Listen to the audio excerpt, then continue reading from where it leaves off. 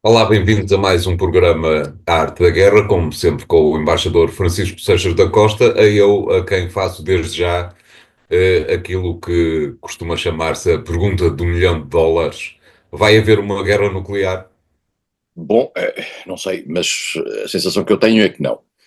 Eh, Há aqui um problema tradicional no mundo que é esta confrontação entre aquilo que é o trio nuclear americano e o poderio nuclear russo.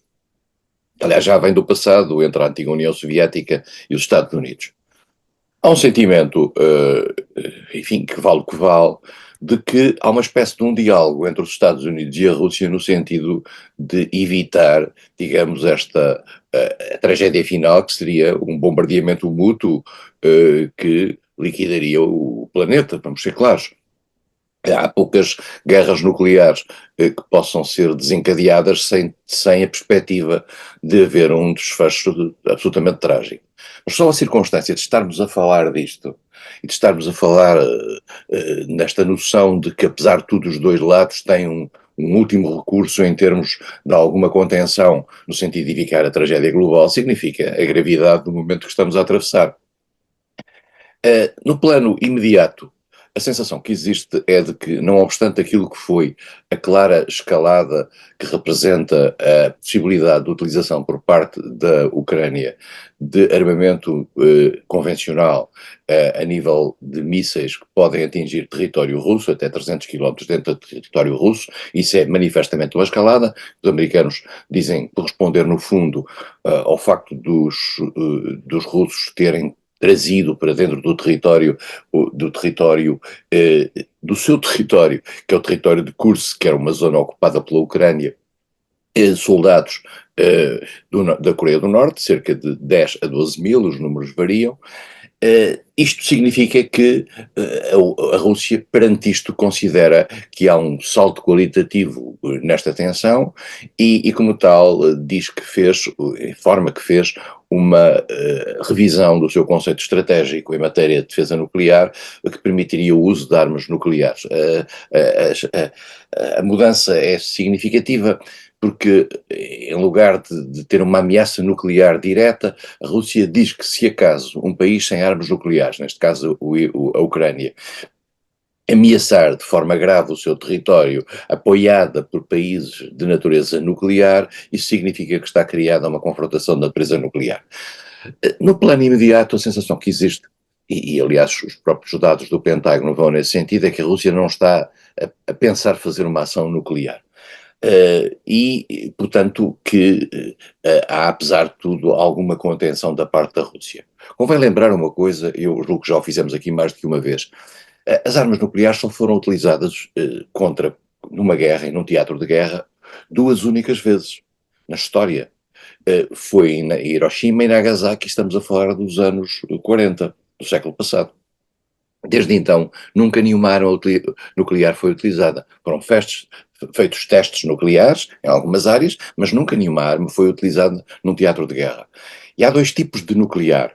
Há o chamado nuclear tático, que são bombas nucleares de limitada ação, mas que, apesar de tudo, não só matam muita gente, como têm uma capacidade de radiação nas cercanias. Se estamos a falar de cercanias, estamos a falar de centenas de quilómetros, muito importante, e teria um efeito devastador naquelas zonas, e em particular com a possibilidade larguíssima de atingir populações civis, que aliás já tinha acontecido em Hiroshima e Nagasaki.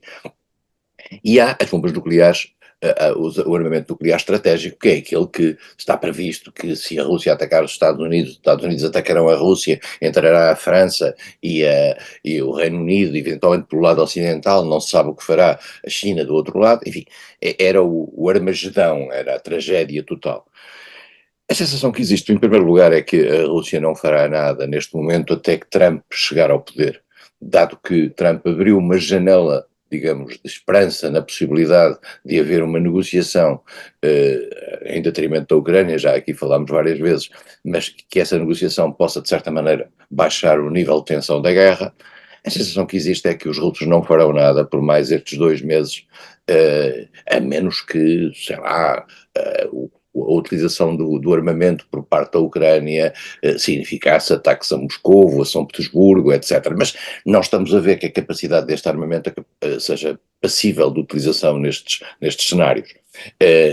A Rússia, além disso, tem à sua disposição e estava retraída na sua utilização, equipamento não é de natureza similar, mas de certa maneira diferente do americano, dado pelo Reino Unido, os Storm Shadows, e dado pela França, pelos ATACMS.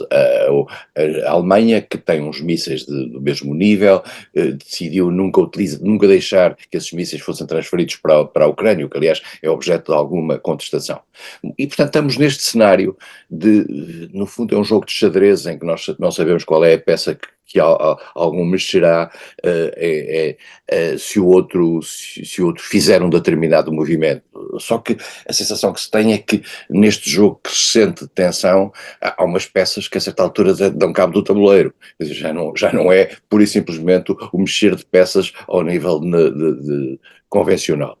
E, portanto, Mas então, embaixador, se me permite que eu interrompa, então a questão acaba por ser saber se toda a gente enlouqueceu na Casa Branca.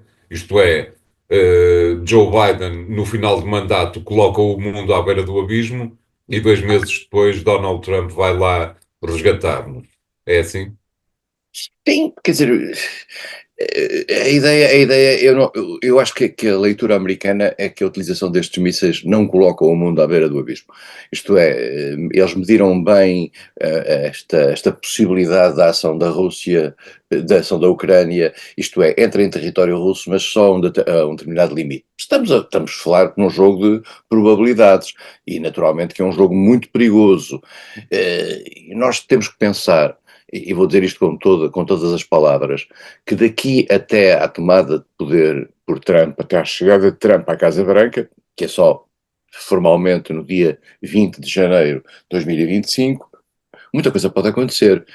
Pode, por exemplo, aparecer em países europeus a decidirem mandar tropas para a Ucrânia, da mesma maneira que a Rússia teve tropas vindas da Coreia do Norte.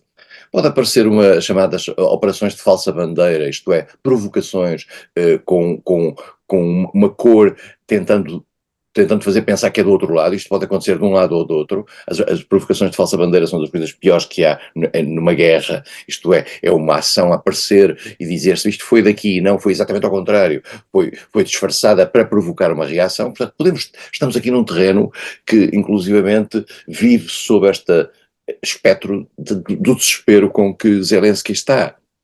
E Zelensky está, de facto, encostado às cordas, não terá ficado muito contente, antes pelo contrário, pela circunstância de, há dias, Olaf Scholz ter decidido fazer uma chamada telefónica para Putin, uma chamada telefónica que não tem nada de substancial, só transmitiu as velhas posições da União Europeia e dos países ocidentais, mas só o facto dela ter tido lugar, contrariando um isolamento a que Putin tinha vindo a ser sujeito pelo mundo ocidental desde há vários anos, desde há vários meses, naturalmente muda um pouco o cenário.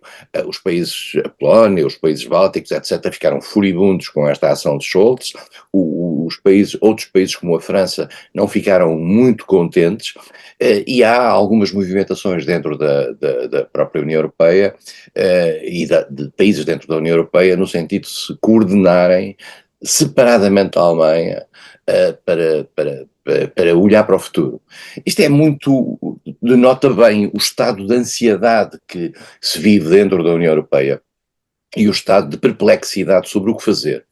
E, portanto, denota bem aquilo que temos vindo a dizer nos últimos tempos, que é, as últimas semanas, que é, está tudo à espera de Trump.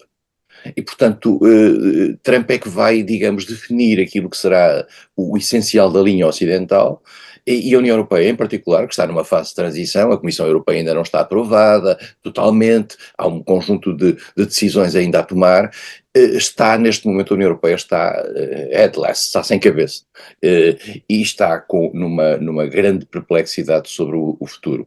Entretanto, Trump vai dando alguns sinais, em primeiro lugar, o seu próximo National Security Advisor, o Conselheiro Nacional de Segurança, eu ainda não sei o nome concretamente, Michael Waltz, vai dizendo já numa intervenção pública, o que no fundo significa que já está a antecipar a sua chegada ao lugar, vai dizendo que isto é uma ação, digamos, irresponsável, como o António disse, de certa maneira. O filho de Trump, que tem estado envolvido nas negociações da formação do governo, considera que esta ação é, no fundo, para ajudar a uma escalada que só favorece o chamado complexo militar-industrial. A expressão complexo militar-industrial é uma expressão que foi crismada em 1961 pelo presidente Eisenhower no seu discurso de saída, no sentido de dizer que as relações externas dos Estados Unidos estão muito determinadas por um conjunto de empresas que, no fundo, condicionam a ação dos senadores e dos representantes na Câmara, e que, no fundo, são os donos do país. A esquerda mundial agarrou-me esta expressão durante muito tempo e ela vem sistematicamente a jogo. É interessante vê-la tomada pelo filho de Trump agora como um elemento desta negociação. Portanto, está tudo à espera de Trump no tocante à guerra da Ucrânia. Há um grande nervosismo. Respondendo diretamente à sua pergunta, enfim, vale o que vale, a sensação que eu tenho é que isto ainda não significa o degrau final para uma guerra nuclear. Agora, que nunca estivemos lá mais próximos desde a crise de Cuba dos mísseis de 62, não.